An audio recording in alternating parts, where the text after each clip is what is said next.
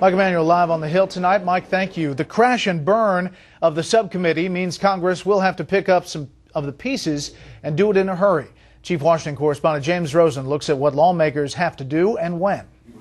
So here we sit nearly at the end of the 112th Congress's first session, and its most high-profile panel, the so-called Super Committee, is officially and forever a failure. This means lawmakers have abandoned not only their hunt for $1.2 trillion in cuts, but their intended vehicle for a slew of other pressing legislative items. And the deadlines for these priorities, unlike the Super Committee, won't just go away.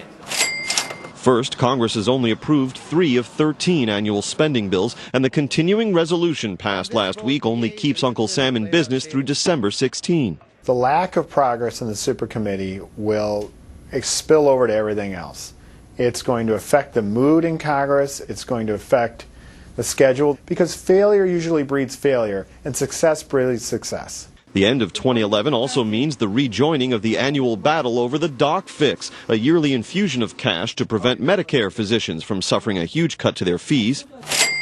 And that Yuletide favorite, the patching of the alternative minimum tax, or AMT, to exempt middle-class taxpayers from a hike in their tax bills. Congress must also create tax extenders for research and development credits for businesses, depreciation write-offs for companies' new purchases, and the payroll tax cut that was part of the president's stimulus package. Republicans held the line against raising taxes. They see that as a big advantage for them next year.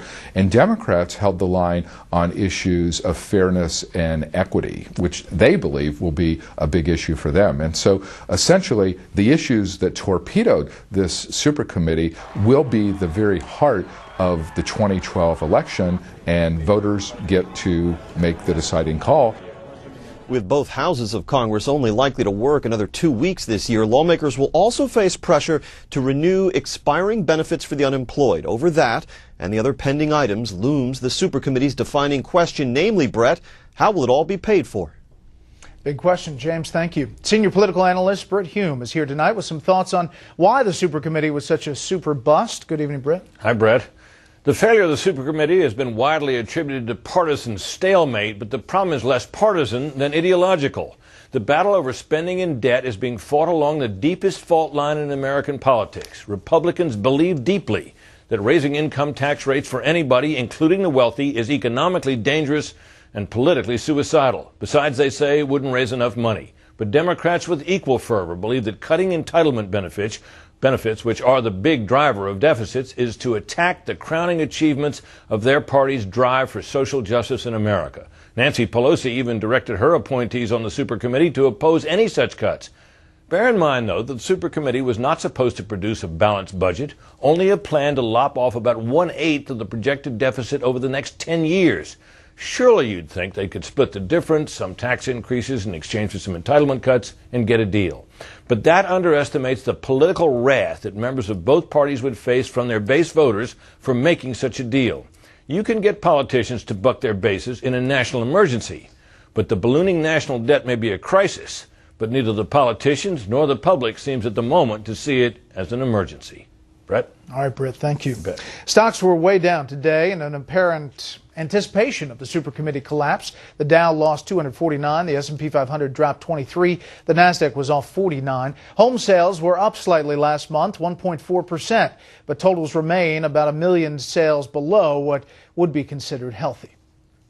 The trustee overseeing the bankruptcy of the Wall Street brokerage MF Global says the amount of missing customer money, may be around $1.2 billion. That is double the initial estimate. Regulators are investigating whether MF Global took money from client accounts to cover trading losses. Not everyone is lamenting the failure of the Super Committee. Chief political correspondent Carl Cameron reports Newt Gingrich welcomes it and today unveiled his own plan for fiscal salvation.